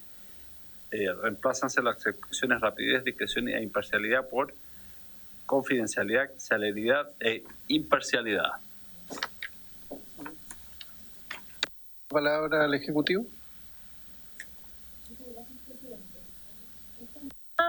Busca coherencia con el artículo 134 ya aprobado, es decir, que se haga cuando se hace remisión a donde se regula, la norma vigente dice se regirán por las normas señaladas en el artículo anterior, y también aquellas que determine el Contralor de acuerdo al artículo anterior, para darle coherencia con la norma que ya se aprobó.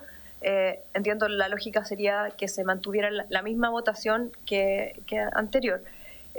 Y respecto de la segunda parte de la indicación, que incorpora los principios de confidencialidad, celeridad y perspectiva de género, lo que se busca es coherencia con los artículos 118 del Estatuto Administrativo Municipal y el artículo 119 del Estatuto Administrativo, que establecen cuáles son los principios aplicables a los sumarios administrativos y se consagran estos. Y con esta norma aprobada habría consistencia en los sumarios que se llevan tanto en la administración por los jefes de servicio como aquellos que lleva la Contraloría. Muchas gracias.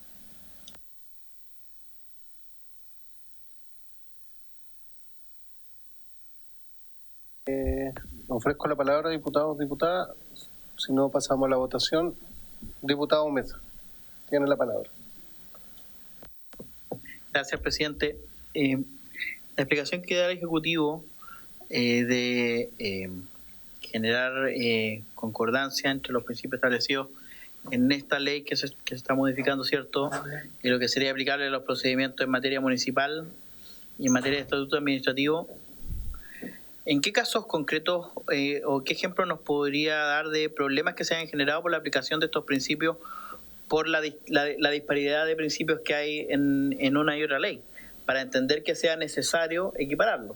Pero si no, simplemente bastaría que nosotros definamos cuáles son los principios que queremos en esta ley que sean los aplicables, si es que esto no va a tener un efecto práctico la disparidad con otros cuerpos normativos, presidente. Muchas gracias. Gracias, diputado Mesa. Le ofrezco la palabra al Ejecutivo. Valeria. Hicimos el 4 y 5 de diciembre en la SECPRES un seminario con académicos de distintas universidades de todas las regiones, de distintas regiones del país, sobre los sumarios administrativos. Y uno de los temas que se abordó fue justamente la incorporación del principio de perspectiva de género y confidencialidad, y cómo ambas cosas son complementarias en cierto tipo de infracciones en las que está envuelta una funcionaria.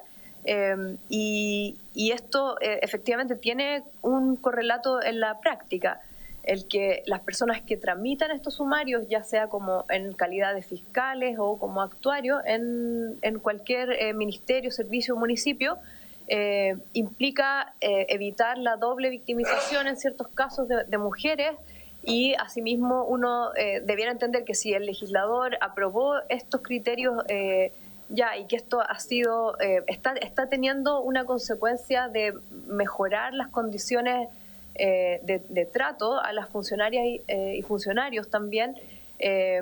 Lo lógico es que estos mismos principios se apliquen en los procedimientos que lleva la Contraloría para que el estándar sea el mismo.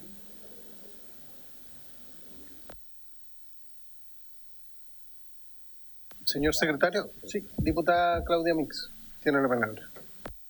Gracias, presidente. Estando de acuerdo con lo planteado por el Ejecutivo, la verdad es que las cifras no mienten. Las cifras demuestran que la mayoría de los sumarios que se comienzan o investigaciones a propósito de los VALs, de denuncias, generalmente las víctimas son mujeres. Y lo más complejo es que en esos casos particulares, ¿por qué se requiere tanto la confidencialidad también?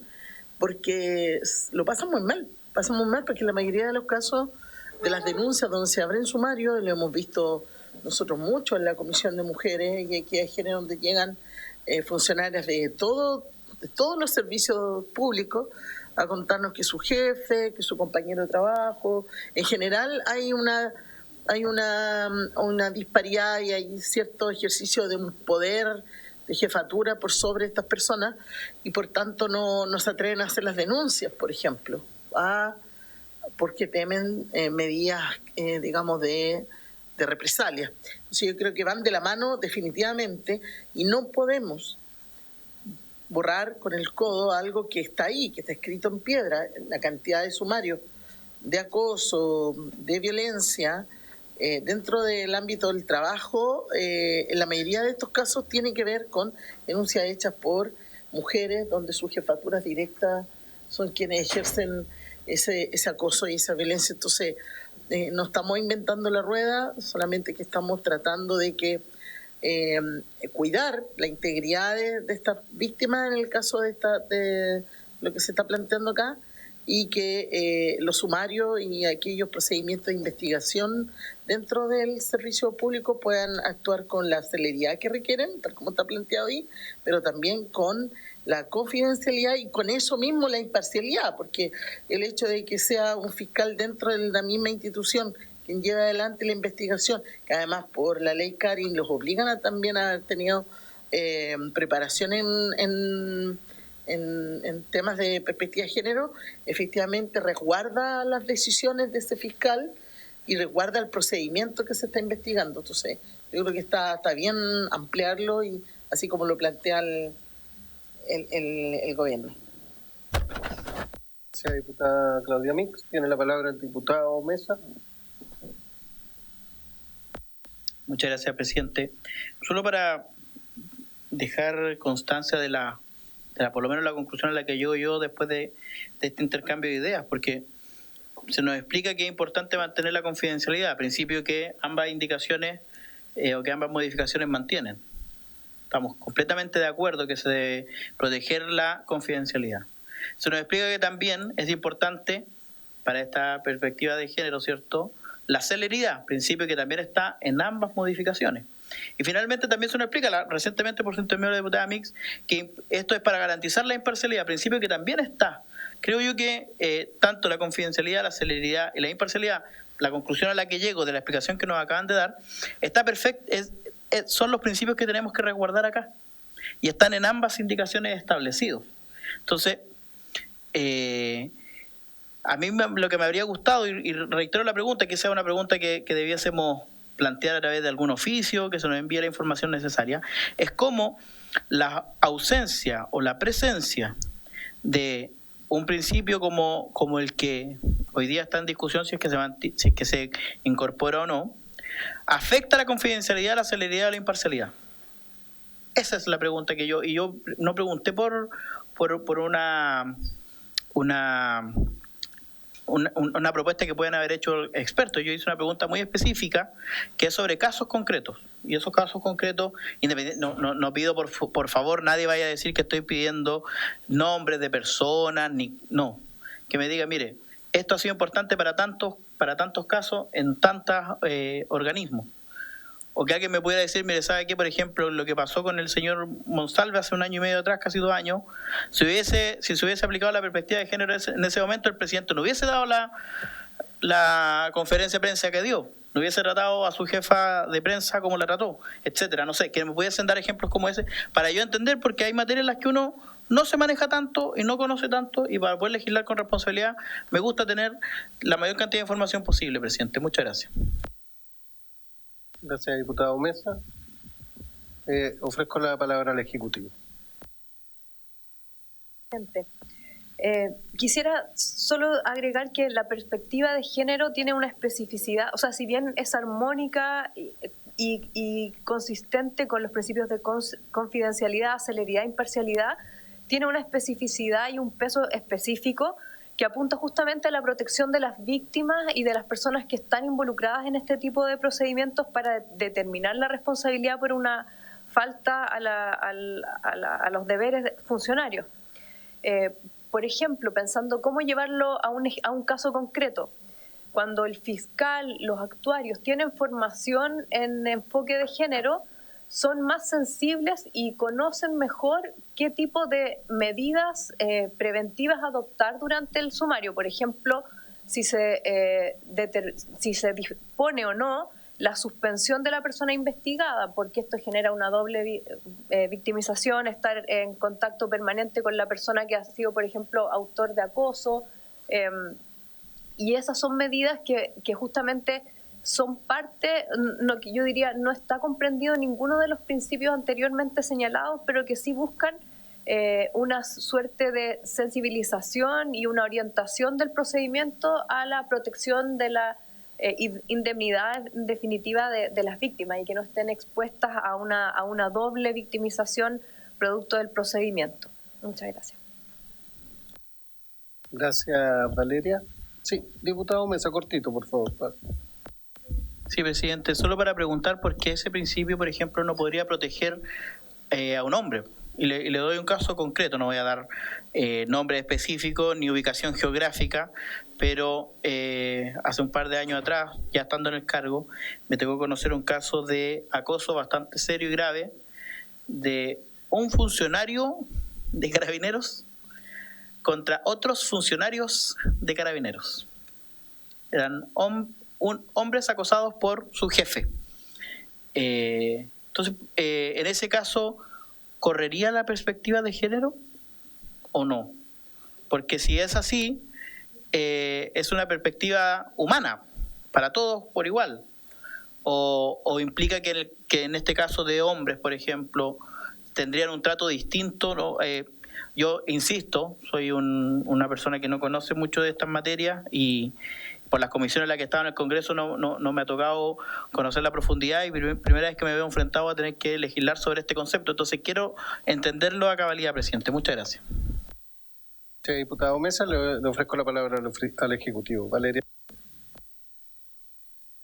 Ahora sí. Muchas gracias, presidente. La perspectiva de género busca enfrentar, hacerse cargo de las diferencias que existen respecto de los géneros, entendidos no como identidad sexual propiamente tal binaria, sino como el conjunto de atributos que definen la orientación y la orientación sexual y la cultura en torno al sexo. No, entonces, si es que hay una persona, por mucho que sea hombre, si es acosada, también uno podría entender que si es por su orientación sexual, en ese caso también yo entendería que estamos frente a un caso en que debe tomarse en consideración un enfoque de género. Joana Pérez, tiene la palabra. Sí. Gracias. Yo creo que esto, como lo plantea el diputado Mesa, y por los machismos propios que existen en nuestro país, se pueden prestar hasta para el leseo, por así decirlo, o la broma, ¿ya? ¿De verdad? Sí, es así, todos se ríen primero. Pero yo he tenido casos de denuncias, por ejemplo, gendarmes, que están además en una condición de subalterno, donde a lo mejor tienen una condición distinta, sexual, una orientación de apariencia, y son muy maltratados, ¿ya? Por sus jefaturas, que mira a la niñita, que mira cómo se viste, que mira que esto, y son micromachismo, machismo, pero además que terminan siendo acosos, abusos, y hemos tenido gente que incluso se ha querido suicidar, porque es un nivel que además tú pides que lo trasladen, y es peor, porque si llegan a enterar, se corren la voz y los vuelven a seguir acosando, y en el norte esto se ve mucho. Y tengo casos de gente de mi región que he tenido que denunciar de una u otra manera, y realmente nos ha costado. Entonces uno dice, bueno, ya, son realidades, pero la Contraloría hoy día estará en condiciones, porque uno puede poner muchas cosas en la ley, son ministerios distintos, lo mismo que hablábamos delante de la transformación digital. Yo tramité con Sexpress el proyecto de tramitación de transformación digital, pero no conocen la realidad y no quisieron entender que había gente que necesitaba papel, que había gente que no tenía conectividad, y esto es lo mismo. Entonces quizás estas materias son necesarios primero saber qué tipo de protocolos va a tener Contraloría, qué tipo, porque quedan vacíos en la ley muchas veces. Y el legislador, por su ideología, muchas veces quiere ir incluso más allá de nuestra propia realidad. Entonces, a mí me preocupa, efectivamente, porque trato de ser responsable, yo no soy una diputada irresponsable, es si vamos a poner estas cosas en la ley y después tienen sentido, que hoy día no hay ni protocolo, cosa lo que decía el mismo diputado, no había protocolo ni siquiera en materia de un gobierno feminista, en materia de defender el propio género. Entonces uno dice, bueno, seamos súper modernos en nuestra legislación, pero ¿estamos preparados? Porque esto también va a llevar a pleito, esto también va a llevar a temas que la gente después va a reclamar. Es como la ley TEA, que nosotros hablamos de una ley maravillosa, pero la gente la siente vacía. Entonces eso es lo que me preocupa, podemos avanzar en materia de género, pero no lo vemos de lado y lado. Al menos en ese aspecto lo estamos reclamando hoy día. No sé si el Ejecutivo se puede hacer cargo, si nos puede asegurar que Contraloría ya incorporó todo esto. Hablo de hombres y mujeres y acosados por distintos sexos, de lado y lado. Tiene razón el diputado Mesa. Lo considero que al menos hay que incorporarlo. Gracias, diputada Joana Pérez. No sé si quiere complementar el Ejecutivo. Sí, le ofrezco la palabra. Muchas gracias, presidente. Solo reiterar que en términos prácticos esto ya comenzó a regularse y a establecerse protocolos a nivel de la Administración Central en virtud de modificaciones relativamente recientes al artículo 119 del Estatuto Administrativo y idéntica norma en el Estatuto Administrativo Municipal. No hay razones para que la Contraloría esté ajena a estos principios que son de general aplicación, y ya a nivel de la Administración Central existen protocolos, hay capacitaciones que ya se han llevado a efecto y se ha avanzado a nivel de la Administración. Entonces quedaría como una isla un poco sin justificación que no se aplicara. Muchas gracias. Sí, muy breve para pasar a votar. Sí.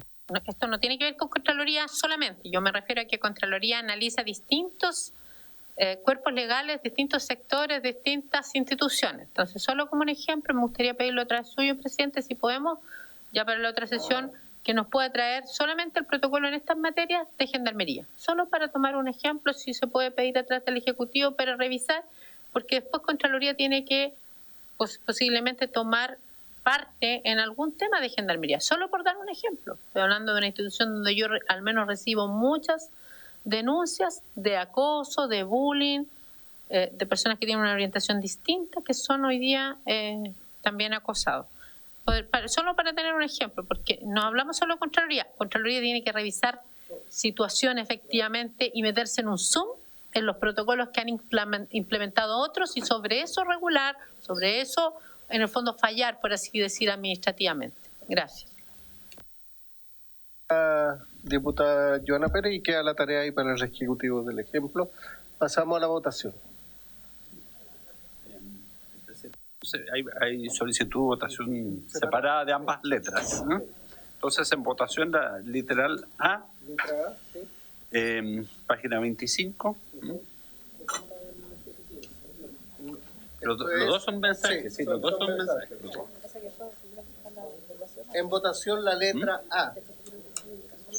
Estamos en votación, diputado, de la letra A, de la página 25. Solo la letra A. En votación. ¿Votaron todos los diputados? 10 diputadas. ¿Votaron todos? Se cierra la votación.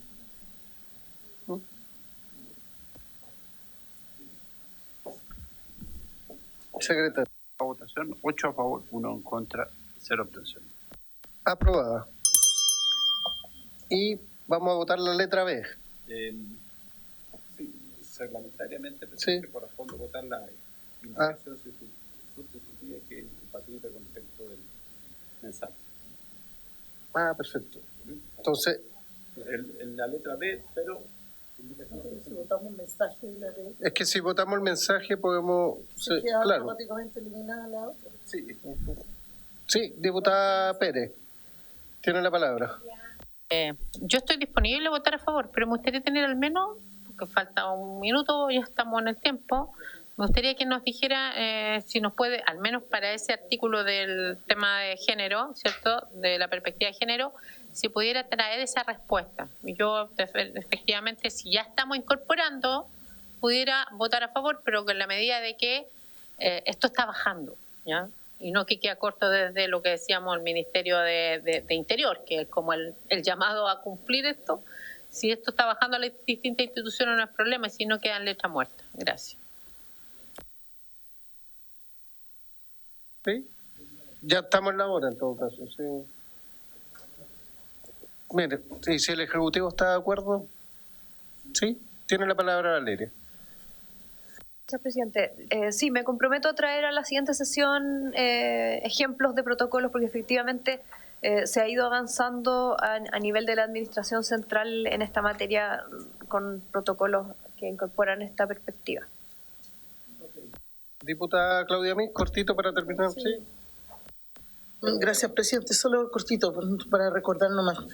La ley Karin, que si uno lo busca está esto en las redes, al incorporar la perspectiva de género, va más allá de las faltas individuales, buscando transformar las estructuras organizacionales para que sean equitativas, seguras y respetuosas para todas las personas sin importar su género. Esa es la esencia.